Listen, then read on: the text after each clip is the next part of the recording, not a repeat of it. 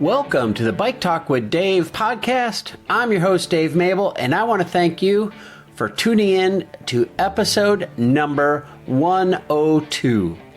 This week, I'd like you to meet a friend of mine from my 1980s bike shop days, Miss Kittie Weston-Knauer, then a nascent BMXer, and today a legend in the sport. For more than 35 years, Miss Kittie, as she's affectionately known, has been shredding BMX tracks around the country. And not just shredding tracks, but always encouraging others to do the same. As an educator in her personal life, she's in tune with the importance of curiosity, compassion, and self-confidence, all of which can be nurtured on and with a bicycle. It was a treat to catch up with her and not only get a tour of the fruits of her labor, the 8035 BMX track in Des Moines, which she was instrumental in developing, as you'll hear, but we were there on a warm practice night in early November when a couple dozen kids and adults were spinning around the track. Again, this was a real treat for me. I hope for you as well. Now, before we get to know Miss Kittie, I've got to tell you about some special offers from Suffice Optics. As you may recall a few months ago, when I told you about the race rail glasses, I love them, and I wear them all the time. They're easily interchangeable lenses, they're light, comfortable, and they come with a case, so I can actually keep them in good shape and not ruin them like I've done with so many other pairs of glasses. Having that case is awesome. And one thing about Suffice, they are a premium pair of glasses, but at a reasonable price. And it's a price that's gonna get better. From mid to late November, they are offering some special sales on glasses. I can't tell you exactly what or when, but I can tell you that you should follow Bike Talk with Dave on Instagram and Facebook and keep a watch out for these sales. Each special is for a limited time, so keep your eyes out and well protected. You'll be thankful you did. Start doing your research now at sufficeoptics.com. Okay, now let's head up on top of the starting hill of the 8035 BMX track on a warm November night and get to know Miss Kittie Weston-Knauer. But when you're standing up here and you're going, like it drops off below your feet? It did, yeah. That intimidated me. But no, this is the original hill, and it went in that direction. Yeah, came back and curved. As a matter of fact, you can see Wooden, Jason. Now, what Jason did that summer of 2001, his students, he had his students come out. That was an area where people could sit. He also built this nice tower. Oh. Okay. And then there was at the end of the track, there was another element like we have where the which is where the finish line is. And he had students do that? He had his students do all of that. Oh wow. They laid the cement for the first gate, and I can show you the first gate is steel. We'll have to go over there and look. I worked with the unions. Iron workers built our very first gate. Honey, I had to have a way to get stuff done. Okay. You got stuff done. I'm telling you, my first, when and it's not like, because we used to have a track. The track originally is where TMC Trucking is located. Oh, I didn't know that. Okay. Yeah, and so that was private property. And the owner said when he was ready to develop it, there would be no more BMX track at that spot. That was back in the 80s, okay? And so for years we did not have a track here in Des Moines. My husband and oldest son and I got so involved in it, early Friday afternoon when school was out, that car had been loaded up because I did it on Thursday night, and we would take off to somewhere to go race. for the weekend. In the 80s. In the 80s, yeah. And at that time, the early 80s, it was just Max and Dad. But then, of course, JP and I went along. Now, here's how I got involved in this sport. I'm already coaching girls basketball, middle school, and at Tech High. Okay? I also coached softball and track, all right, at Tech High. And so, you know what? We'd been riding bikes all over the place. We used to, on Sundays, before going to church, we would wind our way from Wakanda Parkway, and you could do it on Sunday because you didn't have all that traffic, to McKinley Avenue. And we took McKinley Avenue all the way to, what is that over there? And then we would... Indianola Road. Then we would head back south, and we would find ourselves winding around into the neighborhoods there. We were always preparing, not just for BMX, but for RAGBRAI. Son Max did a total of 18 RAGBRAIs starting at the age of 7. Wow. Okay?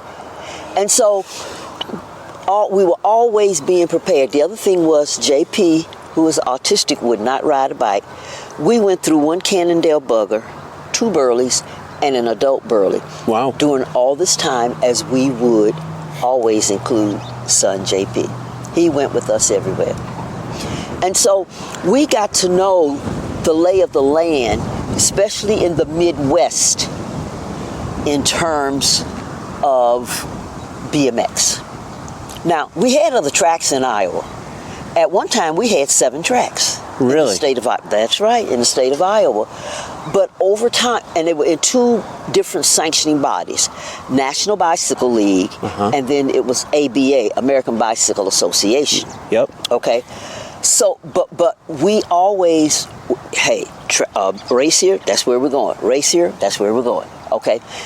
And that was neat because weekends, we were always, except in the dead of winter, we were always outside racing. And it always kept us in shape for getting ready to do RAGBRAI. Now, BMX did, or just riding your bikes? Just in riding general? our bikes in general. But let me tell you what BMX did. You take a look at this, okay? And you've got to be able to get up and over each of these obstacles. So we have a step up. You go down the backside. There's a roller there. Then you go into that double, which takes you into the first turn. Okay? Well, your body, you know, there's that muscle memory. Sure. And you develop that over time so that when you get to another track, it's not going to be just like this, but you still have to be able to master whatever the particular obstacle is. Let's talk about these obstacles. Okay. We're standing at the top of, and then I want to talk about you. But okay. We're standing at the top of this hill. Right. You call it a hill. Right, it is. Does every track start on a hill? Nowadays they do. Yeah. Okay. Some hills are even higher. Oof. No, and I don't do those anymore. But yes, yes. Okay, for perspective, we should introduce you. This is Miss Kittie, BMX legend, and you are. Yeah. Okay. So you've been around since the '80s, right? Yes. Yes. Tell me how old you are. I'm 75. How many races you doing this year? So I have completed actually 130. My 130th was on Sunday. 130 races this year? This year. And I have 2 bikes. See, I chose, this was my year. This is my 75th birthday. I asked you, how many times do you turn 70? And how long in your 70s are you going to be able to do this? So here was my deal for me for 2023. I was only going to do 75 races in honor of my 75th birthday. That's fair. Okay. That's a bunch of races. Okay.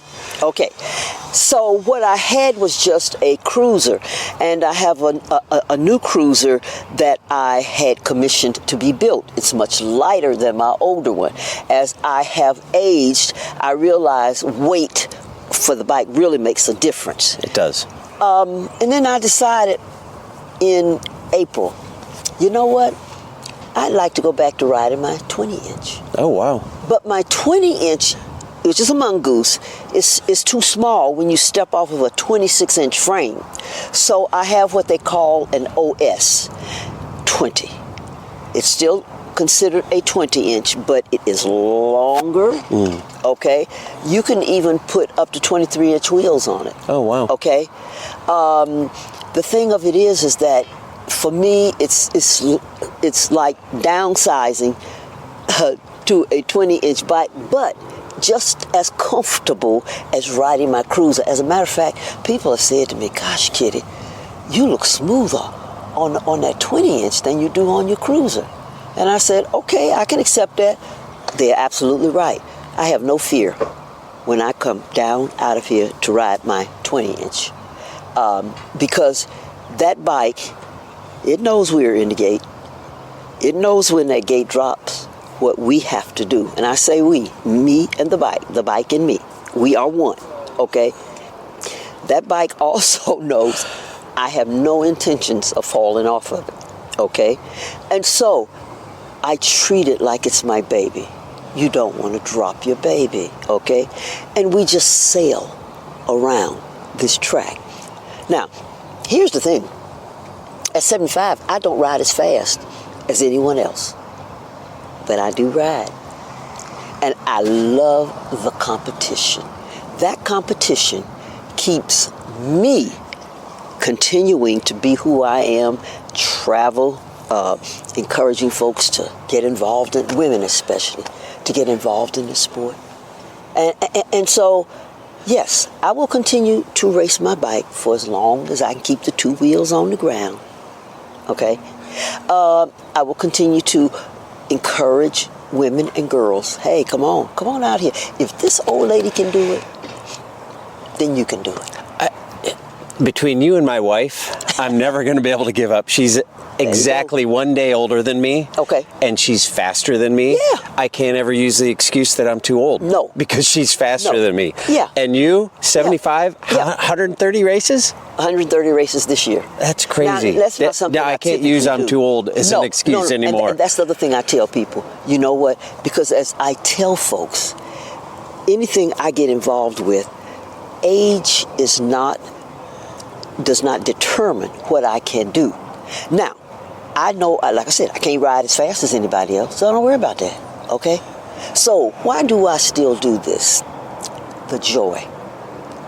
There is joy. And I tell women all the time, never ever let anyone steal your joy. If there's something you like to do, that's legit, do it, okay? Now, I know what happens when I got involved in this sport.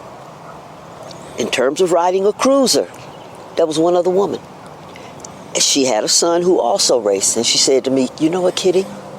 When my son stops racing, when my son graduates from high school, he says, I'm not going to race anymore. I said, why not? She said, oh, there are other things I would like to do. Okay, I'm not going to fuss with you about that, okay? Well, son Max raced. As a matter of fact, this track wasn't here when he raced because we had to go to other tracks. But he helped to build this track. Okay? The other thing is that when he was in college, he says, Mom, you know, I still want to race. BMX was not a collegiate sport back in the 90s. Correct. Okay? It is now. It is now. Yeah. Yes, it is. He graduated from college in 2001. It still was not yet a collegiate sport. But he wanted to race. Great. You want to race? The deal is you're going to maintain the best grades in the world while you are in college. Because now you're talking about your dad and I supporting not only your being in college, but your BMXing. And so, you know what? He had to pick 5 weekends during the year. Races, nationals used to be on Saturdays and Sundays, okay? We would fly him from Kearney, Nebraska to wherever the race was, and we would meet up. And he'd race all weekend, and then on Monday morning, he would fly back. Wow. Okay? And so this for me is just a true love. I can tell. And I'll be doing this forever and a day. I have no reason to not. I love that. Listen, I got to tell you, we've had 102 episodes of this podcast we're recording right now. Mm-hmm. I've talked to Mountain Bike Hall of Famers. I've talked to Susan DiMattei, bronze medalist in the 1996 Olympic mountain bike race, right? I've talked to people who've been in the Tour de France. Yep. Not one person has described their relationship with the bike. Really? Like you just did. I literally still have goosebumps from that. from your description of your relationship with your bike. Yeah. That's beautiful. And I love it. And that's important. I find that to be important because understand, at my age, I will seldom make it to the main. But that's not what for me this is all about. Okay, I do this for me.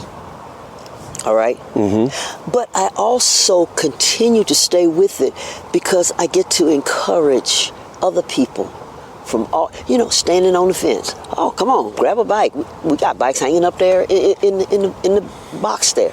Okay, get on the bike. Come out and give it a try. As I used to tell my students, don't tell me I can't until you have given it a try. All right? Now, I know you can tell me I don't want to do it and you can't make me. Those are excuses.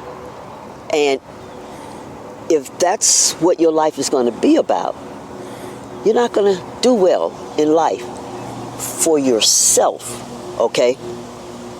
All right? Correct. 100%. Right. And so for me, this is my way of just continuing to enjoy life while providing a place, a facility where we've had people from all over, not just the United States, but the country. Why? 80, east and west. 35, north and south. You're going to hit this place. That's right. Okay? And so we started out with, we had the track, and the track went east and west. What we found was as you go down there and you downhill, and yes, it was a downhill track, that was the idea, that we had water issues. Mm-hmm. Okay? Now, whether you know it or not, there are coal mines in this area. Okay? So we couldn't dig to build. All the dirt here has been trucked in. Oh, wow. Oh, yeah. And people want to know, well, Kittie, how'd you make that work? Well, I had conversations with some of everybody. Okay? I'm sure you did. And explained what we were going to be doing, why we were going to be doing. This is a family sport, by the way. Family. Okay? When people come to a track, one person will bring an average of 3 other folks. Okay, that's because you will have, there going to be somebody else coming along with you. In our case, my husband and son and I raced, but we brought JP. But then there were other people who would come out and see what we were doing. And by the way, look and see and go, oh, that may be something my grandchild might like. Or maybe that's something my own child or my niece or nephew might like. Cycling itself is very healthy for you. It is. And even though I had to have my hips and knees replaced because of good old arthritis, the surgeon who made these, and these are miracles, I don't care what anybody says, there's a science when it comes to replacing body parts. For sure. Okay. And he said, you know what? I never had anyone whom I've done this for that has the muscular skeleton of a woman who would be your age. Now, the hips were done in 2013. The knees were done in 2014. And in between those 2 seasons, I did race. Oh, wow. Oh, yeah.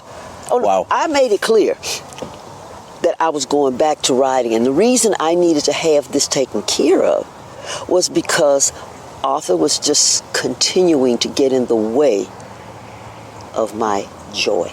Oh, wow. So Arthur's got to leave. Thank you. Yeah. Thank you. Arthritis. Arthritis, baby. It does it to you.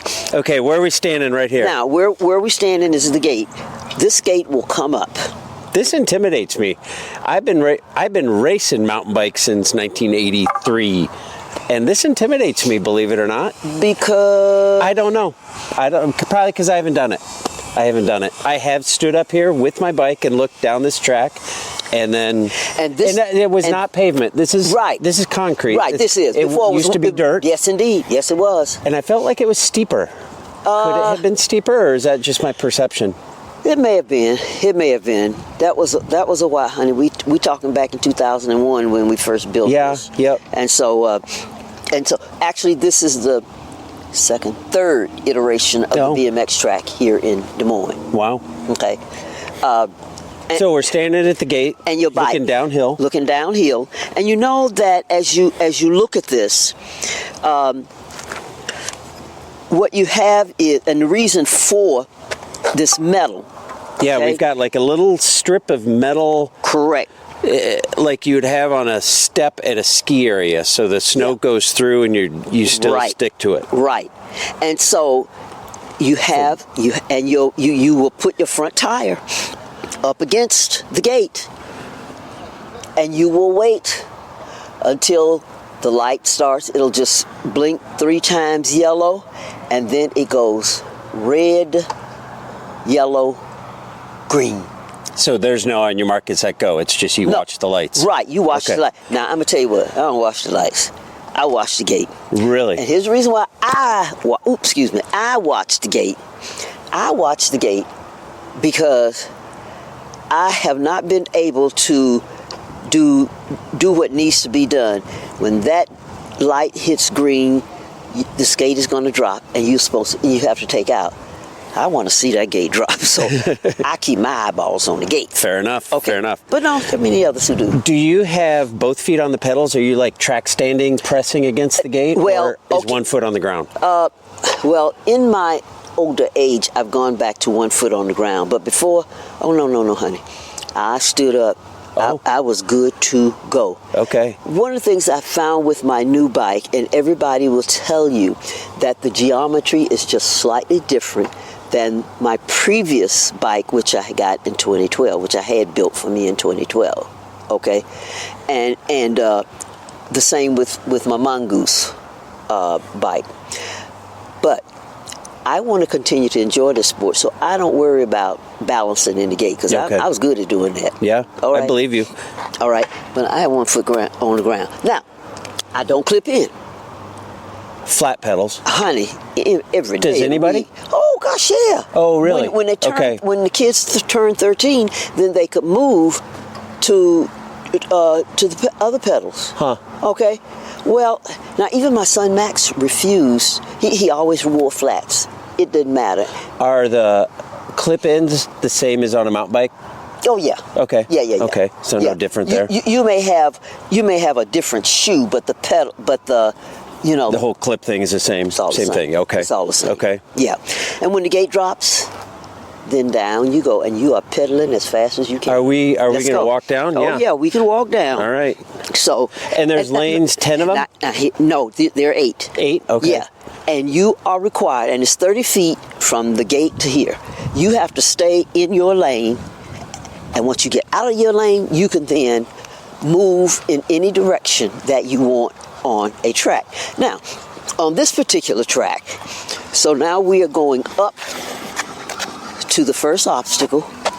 And what'd you call this? Well, step up. Step up. Okay, step up, and then you on the back side, you just go down. You go down. Do you air over that gap? No, not me. Do some people? Oh yeah. Oh yeah, no, okay. Gosh, yeah. Silly question, Dave. Yeah. Then we have this element, which is just a roller, was put in, and they had to go back and fatten up the roller because it tended to buck you when you came over, and we don't want to buck anybody. Now, kids who race fast, and there are many of them, and adults can get through that, but they fatten that up, which is nice, which means I can ride this track. Yeah. All right, you come. So, what we have here is a double. Okay. So I would describe this as a bit of a tabletop, but there's a big gap. How long it is between this knuckle? 1, 2, 3, 4, 12 feet. 12 feet. Yeah. No. Now we have a tabletop. We have a tabletop. Oh, that is flat over there. Yeah. Okay. Yep. So we go over there. So this has got a little dip in the middle. Right. This is a double, and the idea for that other little roller was to slow people down, because when they would get to this turn, and you ought to see some of the kids, some of the men, they come out here and I don't do that. I don't have to do that. Okay, but here's the beauty. I can find myself riding 16, 17 miles an hour, and my body is the engine. Mm-hmm. Okay, body is the engine, and that's the beauty of racing BMX. When you do not downhill, when you uphill, I don't. No, now. So you see, now, if you take a look at this, you have gained momentum like crazy. For sure. You're talking downhill from, pretty much all the way. Right. And so when you do that, what you have is you're picking up speed as you come around here. This is really simple and easy to get up and over. That's what I like about it, because I have picked up enough speed that I can now get up and over. This is another double. We got for kids especially who jump this with the whole gap. Yeah. With the speed that they have. Yeah. I mean, I see the physics of it. And okay, there you go. I feel like when I'm in Bentonville, they build flow tracks. Yep. I've been to Bentonville, so I know. Hitting those gaps scares me. Like I roll over them. I absorb the energy. And you want to know something? I roll everything. I don't jump anything. I have no reason to jump any of this. Yeah, you got your new hip and new knees. You don't need them again. I don't need any of that. Yeah. Okay. Yep. And so that's the beauty. But there's enough distance between that double that when you land, then you're going to come up and over this tabletop. Then, of course, you're going to continue to pedal, because you're going to pedal, and you will find yourself coming to this triple.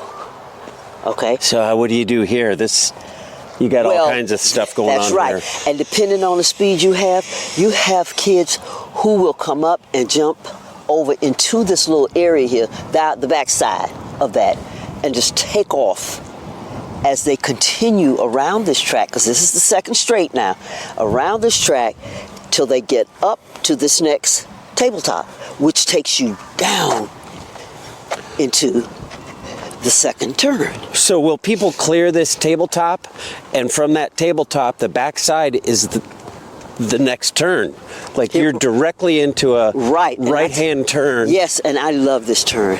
Now, I always find myself on this track, this bowl. I love this bowl. It just takes you around and out till you get to your third straight. And there are two different sides to that third straight, which we're going to take a look at here. Let's do that, because you do have a choice. I don't know if choice. Yeah, you have a choice. Within each race, or does each race specify? Oh, no. Anybody can. When you're on the track, you take whatever course you want to, your line. The line you take is your own, as long as you're not impeding it or causing someone else to be knocked over and or moved. So we just walked through the bowl of turn 2. Yes. And I'm looking down at third straight. 2 choices. Yes, you do. You have I can go right or I can go left. And left. if you line up on that hill there, yes, with 8 other people, 4 of them could go that way, and 4 of them could go this way. Exactly. Huh. No, you make that decision. That's not someone else's decision. That's interesting. You make your decision. Now, they refer to this side on the left as the pro set. Well, those are big jumps. They are. I kind of measured them, and those are at least as tall as me. Yes. And there's another 12 to 15 feet between the knuckles. That's correct. That's correct.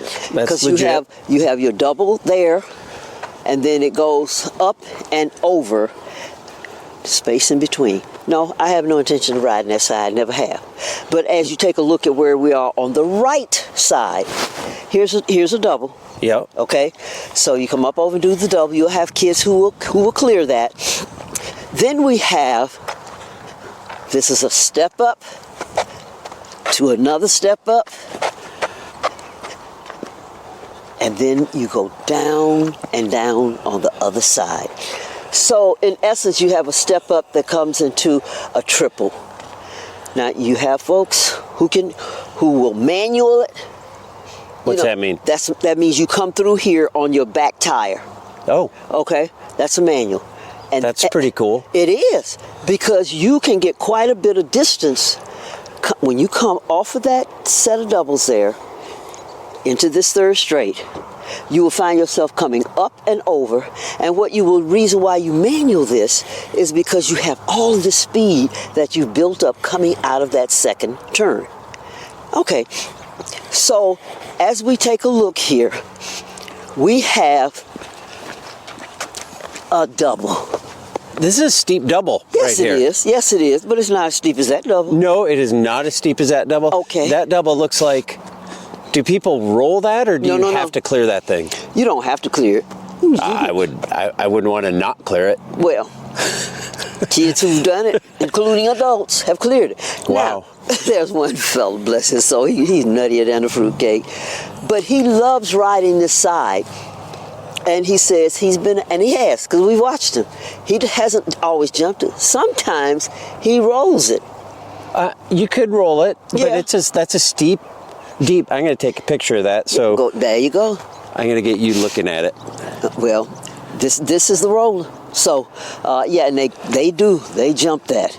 Wow. And the kids love it. Those who can jump. And they really want to learn how. And so it is designed, you have a launch. Yeah. And you measured that, you said it was what, 15? I walked it, You and walked. it was 5 paces, so 15 that's 15. feet. Okay. And then you come down on the backside. All right. And one of the things that, because this is a dirt track, it weathers whenever we have rain. For sure. And so it's a matter of, and there are some kids who are able to, as they jump, because what they'll do before the race, they'll come out here and check it out. So that they know they're going to take off. You're going to want to land in this area here, because it has the fewest fissures. Will this not be raked before a race? Sometimes it is. Sometimes it is. Sometimes it's not. I know that sometimes the kids will come out, or another adult will come out and use a flat shovel. Okay, and just smooth out that area. I could see that being worth the time. Yeah, no, it is. Yeah. It really is. But that's one thing I wanted to ask you about, because we started on concrete. Yes. Went on to dirt. Yes. And then asphalt corner. Yes. Back to dirt. Yes. Asphalt corner. Correct. Back to dirt. Much and now dirt. we're looking at asphalt again. It's going into the corner, but there's a feature here. Well, why is this asphalt? Well, corners are tough to maintain. Okay. I suppose they would get rutted. They do. Every rain. Every rain, they do. And so, for the first year, we did not have asphalt in our original track. Do you know the amount of time, energy, and effort that went into maintaining? And there was somebody out every day doing that. When I began this odyssey of a track here in Des Moines, I was a building principal at the alternative high school. And so I would change my clothes before it got dark, and I would come out here. I kept shovels and stuff in the back of my van. Okay? And I'd be out here just like everybody else. Sometimes kids would come out and they would, that's how you maintain it. It's a lot of work. But it's work. It's a lot of work. So of course, I had conversations. There was one gentleman who knew somebody. Okay, Always is. Father. And Right. you know what? And he was able to have them come out and to asphalt the corners. Amen. Amen. Because that was just that much less work. Yeah. Okay? And so now we have that double there. It's asphalted. Kids jump it. They jump right over it into the bowl.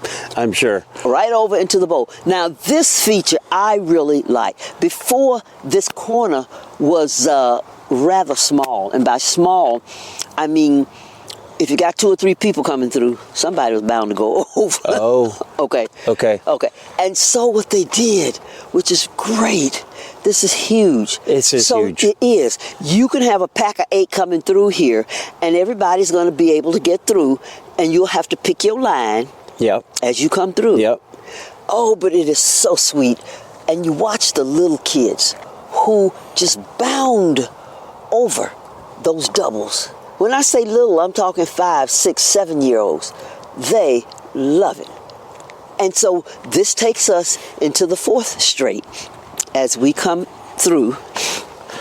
So we've done 1, 2, 3, and we're on the 4th straight. We're Does on every the 4th track straight. have 4 straights? Of 3 some corners? of some sort. Sometimes tracks decide they're going to do something very different, which is okay.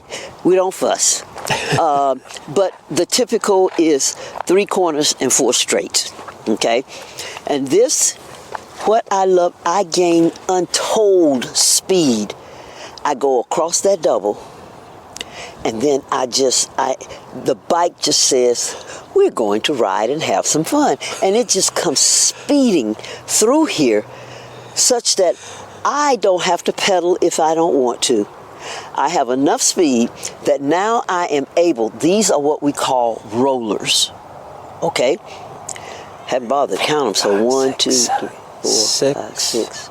6, and then is that the last tabletop? That's a tabletop. Okay. Yeah. So 6 rollers. These look just make you laugh fun. Oh, it is. Yeah. You know, this old lady on either one of her bikes, and I just roll it right straight up, and I just push and pull. I push down when I come on the back side of the roller. I pull up when I'm on the front side of the roller. So I push and pull through 6 rollers.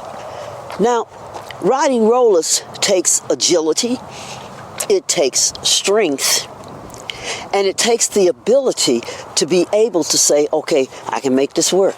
So we're going to push and pull.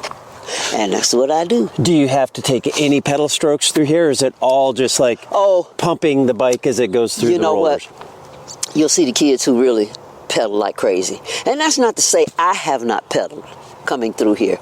But here's the joy. The joy is I'm on a bike, and I have these obstacles that I must master to get to the finish line. And you know what? All I have to do sometimes is just let the bike.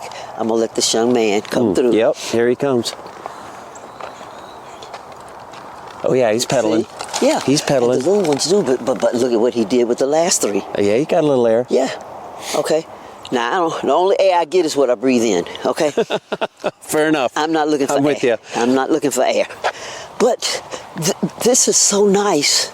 And typically by the time I get to here, I start pedaling to get up. You've got a little more space between that last roller and this tabletop. Yeah. Correct. And then you can see where the finish line is. Yep. I want you to know that folks are pedaling like crazy when they have competition to get to this finish line.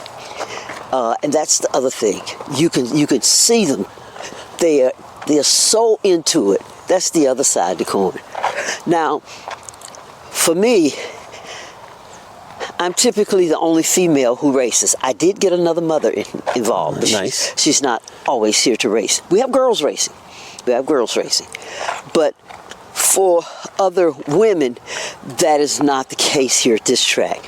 Now, in other parts of the country, you have a group of women who not only race mountain bike, gravel, they've now come to racing BMX. Well, I want to ask you about that because gravel and mountain bike are common ways for women to get into bike racing. Right. Whether they come from running or triathlon or recreational biking. Yep. And this track is just sitting here. Yes. This is a Tuesday afternoon. It is, and it's open in till November. November. Right. And there are people here working. Yep. There's kids here, right? Yep. I've seen some guys my age. Right. Riding. Yeah. It's just here. You can just come ride it anytime. That's right. So to get into racing, can you use a bike with gears? Okay, and let me tell you what we have found. Sometimes they will start out using gears because that's the only bike they have. Like if I had a mountain bike and I showed up, hey, get a number and let's go. And let me tell you that at some tracks they actually have a mountain bike group. Oh, they race as a group. All right. Okay, because that's what they want to do. Now, what tends to happen is they convert to a BMX bike. You know, you ride this, and so I say, okay, so how many times you switch your gears? Well, I didn't have time. You don't. You wouldn't have time for sure. You don't have time on here to switch gears. Right. Okay, so you don't worry about switching gears. Well, you don't really need to. No, you don't. And understand, your body is the best, biggest machine you can have to ride on a BMX track. Because you're using your legs, you're definitely using the arms with that upper strength. Yep. I have developed keen visual.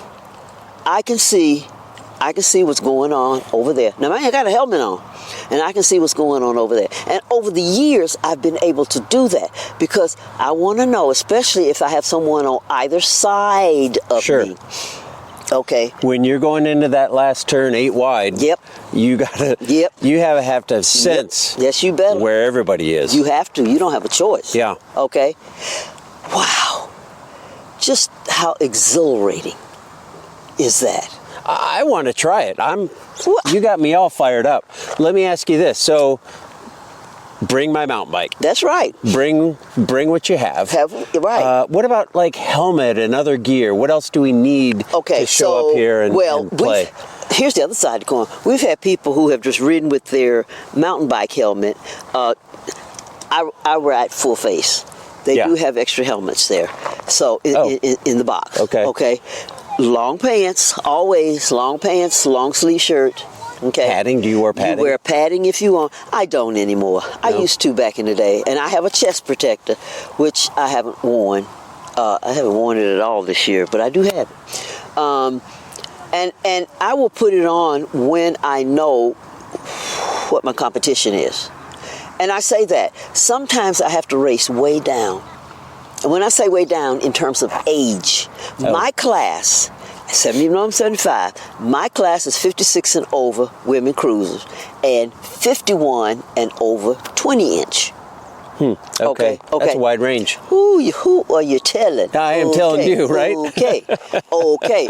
So remember I said I can't use the excuse I'm old anymore. That's right. Because I'm the young one in that age range. And so whenever I race, I am always the elder. Mm-hmm. Always. Doesn't matter.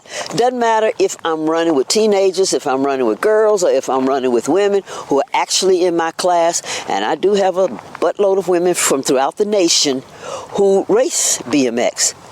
But I am the elder, and I tend to be 10 or more years older than the next. Really? Yeah.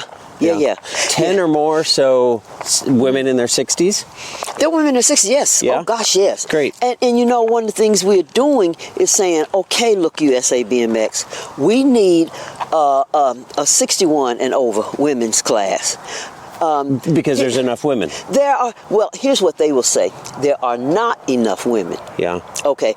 And what tends to happen is, I don't want women to back off from doing this. And typically, if they have a boo-boo or something, then they, I need to really think about this. Because they're still working. They're still working full-time. Sure. Yep. Okay. Yep. I was working full-time when I jumping doubles broke my neck back in '93. And so, I was vice principal at Callahan Middle School. This accident happened in Rantoul, Illinois. Oh. And so... broke your neck. I did, a C45. Okay, that's the same type of break that Christopher Reeves had, who was playing Superman. Okay. Yep. The surgeon said point blank, if I cannot find someone in Des Moines who I say would be able to do this, you're going to be here for 6 weeks, because I did have to have surgery. And I said to myself, all these people in Des Moines, all these doctors in Des Moines, I know good and well. And he did. Found a surgeon that he approved of. So I was then transported back to Des Moines on a Wednesday. That happened on a Sunday. That Wednesday I was transported back to Des Moines, and that's where I met the surgeon that Thursday morning. And he said to me, across me to my husband, you know, I really don't think your wife understands that she may not regain full use of her arms and legs. Now, mind you, the accident left me totally paralyzed at that point. Wow. Okay. And I piped up and I said, I will be walking out of this hospital. Okay. And my name is Miss Kittie. Don't tell me what I can't do. You already said that, didn't you? Yes. Yep. Okay. For sure. Yeah, we don't do can't. Right. Okay. We don't do I don't want to. What we do is we will try it, and if it doesn't work, I did give it a try, and therefore this is not something that I enjoy. I tell you about joy. Okay, and I've already said it. You never ever let anyone steal your joy. You have said that. Yes, I have. Okay, and that's important, because even in our work, in our everyday work world, we find the joyful parts of it. There are parts of it that you go, come on, how come we got it? But there's joy. All right, and so that was on a Thursday. He did the surgery. When he came back into my room Friday morning, I was standing up, and the man just freaked. Now, I could not feel the bottoms of my feet for 2 solid years. It was 2 years, because those nerves had to regenerate, okay? But I was back on that bike. I got back on my bike inside of 6 months. And people say, well, if you couldn't feel your feet, how do you know your feet were on the pedal? And that's where my bike and I truly became one. Had to. Okay? Because if I couldn't feel it, then how do I know it was there? Now, if my foot came off the pedal and the pedal hit me here, I felt that. You would, yeah. Yeah. Yep. Okay. So, I really became in tuned to that bicycle. It's like the jobs, my career that I worked. Okay, I truly became in tune. I knew that my position as a building principal was to support my students and their families so they could earn the credits that they needed to graduate. All right? And that was the focus that I had. And we did all kinds of things to make that happen. Same thing with getting my body back to where it was before the accident, because there were 3 things I was going to do. The first one was I was going to get my body back to, conditioned wise.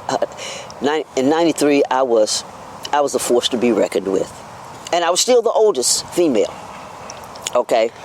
On a bike, you were a force to be, okay. Yes, as a principal, were you a force to be reckoned with? Yes, I was. Okay, I believe that. And you know why? Because I was principal of an alternative high school here in Des Moines, where my students were the ones who came from the other 5 comprehensive high schools because of whatever their issues may tend to be. Now, back in the 90s, lots of gang members. And gang members sat next to an opposing gang member. But hey, school was my home. School became their home. And home is where there were people who said, you know what, we're going to work this thing together such that you're going to earn your credits and you can graduate. Now, when I went to Cassidy, lo and behold, they didn't have a graduation when the kids finished. Yeah, my look exact. I said, what do you mean? You don't have a ceremony for these students? Every student who graduates from high school gets to walk across the stage. In my case, I had a number of students who were first-time graduates in their family. And we not, oh yes we are. Now, You know, there's a cost involved. You have to get gowns. There were these special medallions for each of the kids. We had to have a place. Hoyt Sherman. Nice. How did you get Hoyt Sherman?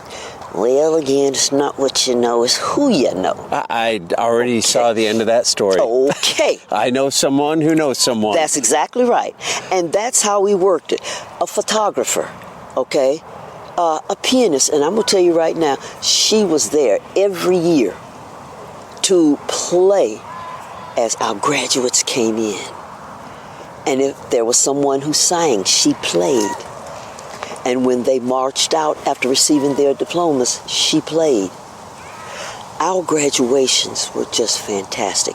And I always had wonderful speakers who came in, okay? And as I told them, no more than 10 minutes. And say what you got to say in 10 minutes, okay? Because otherwise you're going to lose them and you'll lose me too. Right.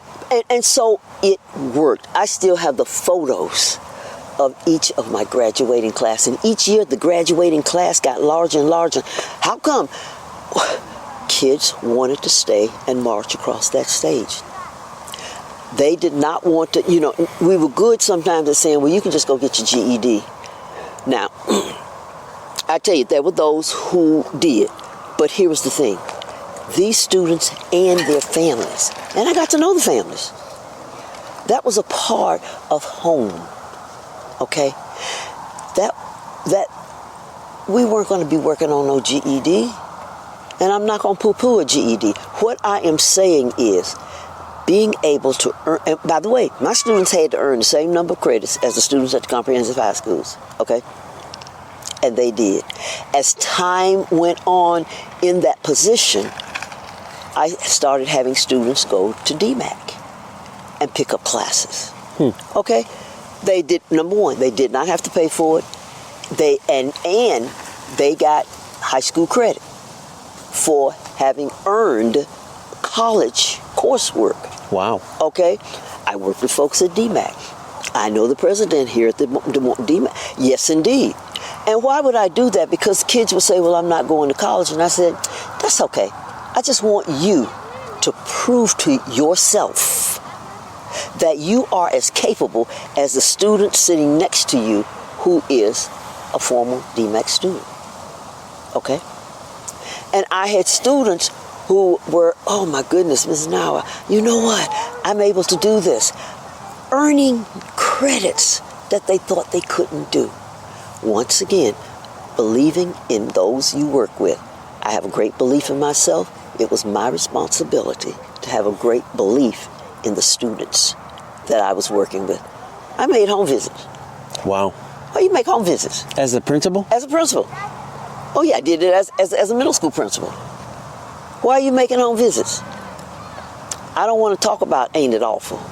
What I want to talk about is how we, that is, that significant adult in that child's life, how can I, as the building administrator, and this young person, because it was a triangle, when I went to visit, that student had to be there. I'm not going to talk about you behind your back. Let us talk about what we're going to do for success. And that's what this is all about, the success. Well, that's what you're doing here, too. Oh, gosh, yeah, just look at this. So, now, here's what I say about this sport. Math and science, math and science, math and science. They don't even realize that. But this is about math and science, okay? Keep talking. Okay. I'm following. Okay, well, here's one of the things. So, even though we have the kids here are different sizes. Yep. So they have bikes. And even though they say 20-inch, some of the wheels may only be 16, maybe 18. Mm-hmm. Okay? All right. Now, about the size of the wheels. So, here's one of the things I would do with my students. How many, you can roll out on the wheel, on the bike? All right? It have a certain amount of length. When you roll it out. Okay. You can roll out each bike, and each bike you can see what a true revolution of your tire is. Okay, if we're going to race each other, oh, by the way, gears. Yeah, gears. One gear. Yep. The one gear is very important. A lot of people like to have a gear that will allow them to get out the gate. I'm not interested in getting out of the gate. I want to be able to master that entire track on whatever gear I am riding. Okay, so some people may not ride a gear like I would ride, but here's the thing: as we take a look at what these young folks are doing, I need to have my gear changed. And my question was, why you need to have your gear changed? So I can go faster. Okay, what size gear do you want? And how much faster is that going to make you? Math. Thank you. Right. Thank you. I can't believe how many people are here. Literally, this is the middle of November. Right. This is a practice night. Now, let's take a look at why. So those 3 young men with Dad will be going to Grands. I'm going to Grands. Many of these kids you see here will. What do you mean when you say you're going to Grands? Okay, at the end of the race season, we have our Grand National. Oh. It is in Tulsa, Oklahoma, at the SageNet Center. They build the track inside. Oh, cool. SageNet, yeah. There will be riders from all over the United States, as well as from some other countries, who will come to ride the Grand Nationals. Huh. Okay? The Thursday and Friday is Race of Champion, and then Saturday and Sunday is the final poopah, as people say, which is the big boy. And throughout the season, you have gone to a number of nationals, and you find yourself being ranked. Now, I meant to look today to see where I was sitting, because the last time I looked a month ago, I was sitting number 15 in the 56 and over women's class. 15? 15th. In 56 and older. In the 56 and older. How old are you again? I'm 75. Just checking. Just checking. 75 and some days. Okay. That's amazing. Yeah. So this weather is beautiful. It is beautiful. To be able to come out and do this. Okay, so parents are out here, and the kids gonna be out there on the tracks. They've turned the lights on for the, so that they can see. And I don't know how long they're gonna be out here, but they'll be out here. Yeah. That's people rolling in. Yes. So a lot of these folks are going down to Tulsa. Going to Tulsa. When is that? That will be Let me get it exact. So I'm leaving on Monday the 20th. I'm gonna race Tuesday in Sand Springs, which is a suburb of Tulsa.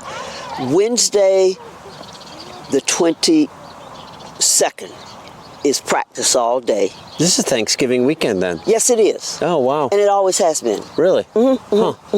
Yeah. Do you have to have a license to show up here on a Saturday when there's races and well, if you're going to race, yes, because now you're looking at all of the legal aspects. So if something happens and you have an accident, the first question is, were they a sanctioned rider? Sanctioned mean, did they have a license from USA BMX? Okay. Now, I ride 2 bikes, but I only need the 1 license to run. Yeah. Now, if we go to the other side, we'll get to see how these, you'll get an even better perspective. Yeah, now we're looking at the back of them. We'll go around the front of the hill. Yeah, go to the front of the hill. Okay. Okay, yeah, things have changed since we stood at the top of the hill. Right. Number 1 is those lights are flashing. Yes. You're right. Right. Now. And then the other is there's a piston on that gate. Yes, it is. So that's how that gate goes up and down. So they're going to run some gates for these young folk. But even in all they're doing right now is just warming up. But when that gate drops, I'm gonna tell you, it's a whole different story. Which is just really great. Want Sally over your wheel?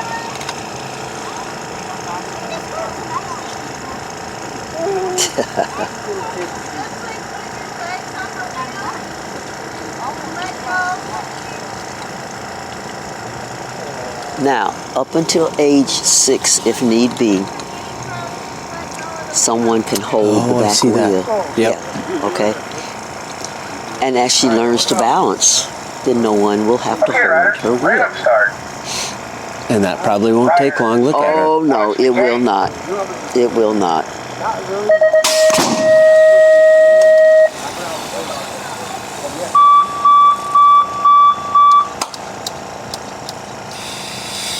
Oh, I'm glad I came out.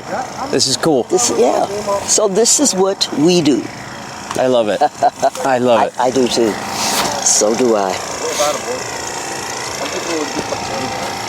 Well, Kittie, thanks for the tour. Thanks for the... Well, Dave, you are more than welcome. I would say come out. What you can do is go to, we have a Facebook page, 8035. So, but you can come out anytime and use the track when it's not covered. As a matter of fact, I see they're rolling up, because we're not going to have any rain this week. Yeah. And so for the rest of the season, they're taking those tarps because that's money. Okay. Yeah. And they'll put them away. But getting them rolled up. The other thing is we just let the weather do its thing, and we'll come back in the spring. With rakes and shovels. Hey. Yep. Shovels. Put her back in shape. That's what they do. Look at your license plate, Miss BMX. Yes. This is on one of my vehicles. So all of my, this is the only way I can transport my bikes from the house to this track. I have a motor coach that I travel in to go to tracks in other places. So my bikes go inside of that. But I love it. Well, what a treat. And that's the beauty of this. Yeah. All ages. Doesn't matter. Well, I hope you enjoyed Miss Kittie as much as I did. What a wonderful woman and what a great role model. And not just in BMX, which she is, but in life as well. You don't tell me what I can't do. And if any of you are interested, I would encourage you to connect with your local BMX track and give it a try. I'm definitely going to do that this fall. I'm telling you, even roadies will gain skills and experiences on a BMX track that would be super helpful on the road. Cyclocross, mountain bike, whatever you do, you'd only get better by adding BMX to your life. Now, I also want to thank you for tuning in today. If you enjoyed today's podcast, I would love it if you would rate and review on your favorite podcast platform. And give us a follow on Instagram and Facebook, and be sure and keep an eye out for those Tifosi specials. Tell you what, they're gonna be worth it. And don't forget, we're now streaming on YouTube, and you can find every single episode of Bike Talk with Dave at biketalk.bike. You can stream it on your computer or your phone or whatever. Always available. Now, if you really love the show and you want to support it financially, I would love that. Just look for Bike Talk with Dave at buymeacoffee.com and drop a few coins in the bucket. I'd truly appreciate it. When you do, I will be happy to send you a sticker. Now, I will also send you a sticker if you hit me up at a ride next year. I know we'll be headed to the Rattlesnake Gravel Grind and tackling all the surfaces at Core 4. Check it out. Who's ready for some Core 4 news? After a huge spike in riders and a super thank you to everyone for coming out this year, these guys jumped right back into the fire. It's no surface untouched again for 2024 because Core 4 24 has a sweet sound to it, no doubt. New routes, new distances, and a new you. That's right, y'all, they are mixing it up with more surprises and delights.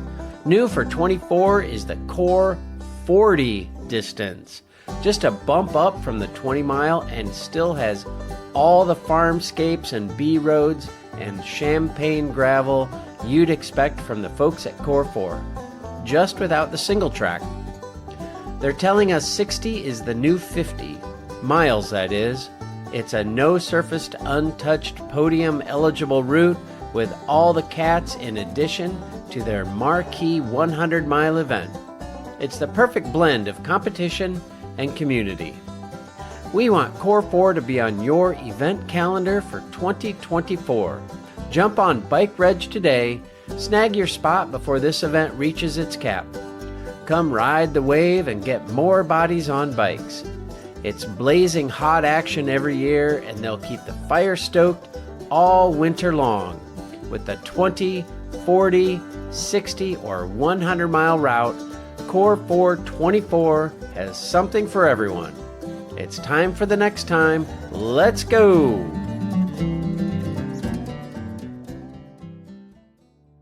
Thanks again for tuning in today. I hope you have a great week, and we've got some great episodes coming up, so be sure and subscribe so you don't miss a thing. And remember, nothing compares to the simple pleasure of riding a bicycle.